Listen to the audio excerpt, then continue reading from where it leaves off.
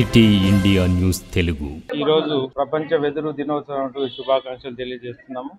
ఇది ప్రపంచ వెదురు దినోత్సవం అనేటువంటిది ప్రతి సంవత్సరం సెప్టెంబరు 18వ తారీఖున జరుపుకుంటారు. 2009 నుంచి ఇది మొట్టమొదలు బ్యాంకాక్లో మొదలైంది. అప్పటి నుంచి కూడా ఇది జరుపుకుంటున్నారు. సో దీనికి ముఖ్య ఉద్దేశం ఏమిటంటే ఈ వెదురు యొక్క ప్రాముఖ్యత మనకు రోజు రోజుకి అంటే ఎన్విరాన్మెంట్కి సంబంధించి కానీ ఎకలాజికల్గా కానీ దీని యొక్క ఇంపార్టెన్స్ను గుర్తించి దీన్ని ప్రమోట్ చేసినట్టయితే మనకు దీని యొక్క ఉపయోగాలు విరివిగా ఉన్నాయి మనకు. సో ప్రపంచ దేశాలన్నీ కూడా వెదురు యొక్క ప్రాముఖ్యతను గుర్తించి దీన్ని ప్రమోట్ చేయాలి. ఎన్విరాన్మెంట్ పరంగా అయితేనేమి ఎకలాజికల్ పరంగా అయితేనేమి ఫ్యూచర్ జనరేషన్స్ కొరకు బ్యాంబూ యొక్క ఇంపార్టెన్స్ను కూడా తెలియజేయడానికని ఇది ప్రతి సంవత్సరం జరుపుకుంటున్నారు. సో అదేవిధంగా ఇది అంటే ఇప్పుడు ఇక్కడ చూసినట్టయితే నన్ను ఈ మేదర సంఘం వాళ్ళు ఇన్వైట్ చేశారు. వారికి సంబంధించింది ఒక్కటి కాదు, వారికేమో ఇది వృత్తి. బట్ ఇది ప్రపంచవ్యాప్తంగా దీనికి ఉన్నటువంటి ఇంపార్టెన్స్ గుర్తించి ప్రతి దేశం కూడా దీని యొక్క ఇంపార్టెన్స్ని దృష్టిలో పెట్టుకొని వాటికి ఉన్నటువంటి దీని ప్రకారము స్కీమ్స్ తయారు చేసి పెడుతున్నారు. సో మనకు సెంట్రల్ గవర్నమెంట్ స్కీమ్స్ కూడా సెంట్రల్ స్పాన్సర్డ్ స్కీమ్స్ కూడా ఉన్నాయి. నేషనల్ బ్యాంబూ మిషన్ అని కూడా మనకు పెట్టి బ్యాంబూను ప్రమోట్ చేయడం జరుగుతుంది. అట్లనే ప్రతి స్టేట్ కూడా వివిధ రకాలైనటువంటి స్కీమ్తోని డిపార్ట్మెంట్ ద్వారా అయితే ప్రస్తుతానికి కొంత బ్యాంబూ వెదురును పెంచడం జరుగుతుంది. మన క్యాంపస్ స్కీమ్లో కూడా మనం వెదురును పెంచాము. అయితే ఇది మేదర సంఘానికి సంబంధించింది ఏం కాదు, ప్రతి గవర్నమెంట్ కానీ ప్రతి దేశానికి సంబంధించినటువంటి ఇష్యూ. పెద్ద ఎత్తున మన గవర్నమెంట్ కూడా స్కీమ్స్ ద్వారా రకరకాల స్కీమ్స్ ద్వారా దీన్ని బ్యాంబూని పెంచడం, మన నర్సరీస్లో కూడా బ్యాంబూని పెంచుతున్నాం. దాన్ని ఫారెస్ట్లో ఎక్కడైతే అవకాశం ఉంటుందో అక్కడ ఫారెస్ట్ ఏరియాలో కూడా చేస్తున్నాము. సో వీళ్ళకు ఉన్నటువంటి సమస్యలు వీళ్ళకు ఉన్నాయి. వీళ్ళు గవర్నమెంట్కు రిప్రజెంట్ చేసుకొని వాళ్ళ చేతి వృత్తి కాబట్టి దానికి సంబంధించినటువంటి అంశాలను వాళ్ళు గవర్నమెంట్కి రిప్రజెంట్ చేసుకోవచ్చు.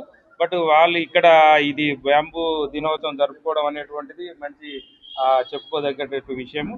సో ప్రతి సంవత్సరం వాళ్ళు జరుపుకుంటున్నారు, నేను అటెండ్ అవుతున్నాను. సో ఈ సందర్భంగా వాళ్ళకు ఉన్నటువంటి సమస్యలు మరి గవర్నమెంట్ దృష్టికి తీసుకున్నట్టయితే గవర్నమెంట్ వాటిని పరిశీలించి వాటి అన్నిటిని కూడా సాల్వ్ చేయడానికి అవకాశం ఉంది. ఇంతకుముందు ఫారెస్ట్ డిపార్ట్మెంట్ ద్వారా మనం వెదురును మాత్రము ఇచ్చేవాళ్ళం, వీళ్ళకి సప్లై చేసేవాళ్ళము, కాకపోతే తక్కువ రేట్లు. సో వీళ్ళు కూడా వాళ్ళ నైపుణ్యాన్ని ఇప్పుడు పెంచుకోవాల్సినటువంటి అవసరం చాలా ఉంది. ఇంతకుముందు లాగా మనము ఓల్డ్ మెథడ్లో చాటలు గంపలు ఇట్లాంటివి చేసినట్టయితే కొంత తక్కువ వాటిని ఉపయోగించేటువంటి ఇదిలో ఉన్నారు.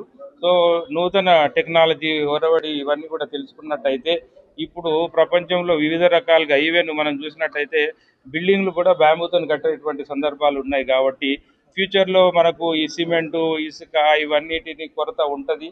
అట్లనే చెట్ల కొరత అయితే ఆల్రెడీ ఉంది, టింబర్ అయితే వస్తలేదు. టింబర్కు ప్రత్యామ్నాయంగా దీన్ని వాడుకోవడానికి మనకు చాలా అవకాశం ఉంది. కాబట్టి దీన్ని విరివిగా అయితే దీంట్లో ఓన్లీ డిపార్ట్మెంటు వీళ్ళే కాకుండా రైతులకు కూడా చాలా స్కీమ్స్ ఉన్నాయి దీంట్లో, సెంట్రల్ గవర్నమెంట్ స్కీమ్స్. సో అవి ఉపయోగించుకొని రైతులు కూడా పెంచుకున్నట్టయితే వీటి ద్వారా చాలా లాభాలు వస్తున్నాయి. ఇంకా రైతులకు అవగాహన కల్పించవలసిన అవసరం ఉంది. ఇట్లాంటి అకేషన్స్ను దృష్టిలో పెట్టుకొని మనం ఈ అకేషన్స్ ద్వారా రైతులను కూడా మనము ఎడ్యుకేట్ చేసి వాళ్ళకు బ్యాంబూ ద్వారా ఎంత లాభం చేకూరుతుందనేది తెలిసినట్టయితే ఇప్పటికి కొంతమంది రైతులు ముందుకు వస్తున్నారు. వాళ్ళు హార్టికల్చర్ క్రాప్స్ వేసుకొని చుట్టూ బార్డర్లో బ్యాంబూ వేసి పెంచడం అయితే జరుగుతుంది. ఇది గత కొద్ది కాలం నుంచినే జరుగుతుంది. ఇది ఇంకా విరివిగా రైతులందరూ కూడా దీని మీద అవగాహన ఏర్పరచుకొని పెద్ద ఎత్తున పెంచుకున్నట్టయితే వాళ్ళకు చాలా ఎకనామికల్గా కూడా వాళ్ళ గ్రోత్ ఉంటుంది.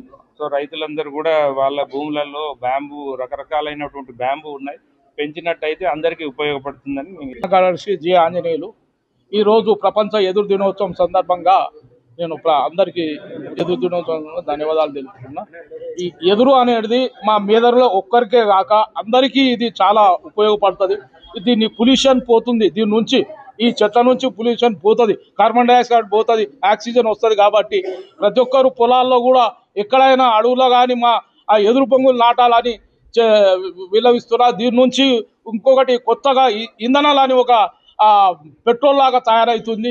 దీని నుంచి అందరికీ లాభం అవుతుంది. ఒరిస్సాలో దీన్ని సర్టిఫికేట్ చేసిండ్రు.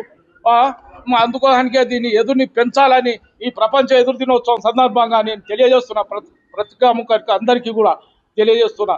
ఇంకొకటి మా యొక్క జాతిని కూడా ఎస్టీ జాబితాలో చేర్చాలని ఇండియాలో మొత్తం మీద ఆల్ స్టేట్లో కూడా మాది ఎస్సీ ఎస్టీ ఉంది కాబట్టి మా తెలంగాణ ఆంధ్రప్రదేశ్లో మాత్రం బీసీలో ఉంది కాబట్టి ఈ సందర్భంగా మేము ఈ ఎస్టీ జాతి చేర్చాలని తెలియజేస్తూ, ఇంకొకటి మా డిఎఫ్ఓ గారిని కూడా ఈ ఎదురుతోన తయారు చేయడం వృత్తులకు ప్రోత్సహించి సెంటర్లు ఏర్పాటు చేయాలని నేను ఈ సభాముఖంగా తెలియజేస్తున్నాను.